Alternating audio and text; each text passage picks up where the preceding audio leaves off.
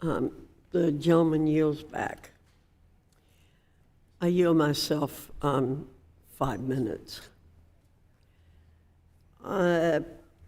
There's some things that I want to talk about in terms of what we're taking away, but before that I want to respond a little bit to what the ranking member has said. You know, before the Pell Grant, people paid for their own education. Before the government got involved, people paid for their own education. It's always about what the government isn't doing as opposed to what is the individual responsibility in this country. And I have to say that I think turning our culture on its head as though it's up to the government to pay for everything is just insane.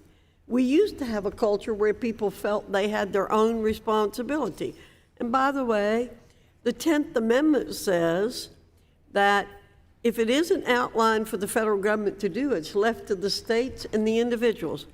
And the federal government isn't assigned a duty to take care of education. It's not in the Constitution. So I just want to say I think our colleagues try to turn on its head the culture in this country and going from where individuals take care of themselves and to a place where the government's supposed to take care of everything. Now let me say my colleagues have made a lot of hay over what Republicans are supposedly taking away. Well, I'd like to highlight that the majority, 53.8% to be precise, of Americans in Democrat districts don't have a college degree. Additionally, of those members, 3.3 million have never stepped foot on a college campus. The majority of Americans' Democrat districts will have to pay for this program.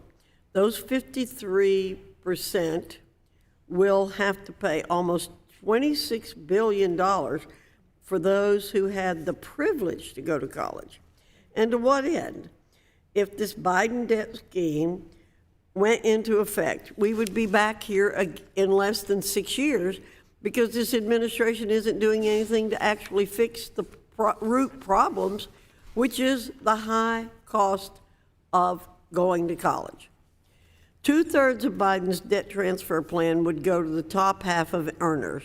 Among federal student borrowers leaving school in 2024, 70% of debt will be owed by students who went to graduate school, and 39% of the total will be owed by graduate students expected to earn more than $100,000 annually during their careers.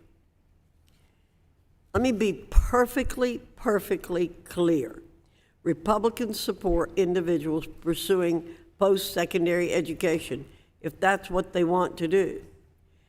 But colleges have not been held accountable for far too long. The solution to the challenges facing our system aren't to just forgive debt, but rather to crack down on the system to ensure students aren't being taken advantage of and tuition costs going up higher than the rate of inflation.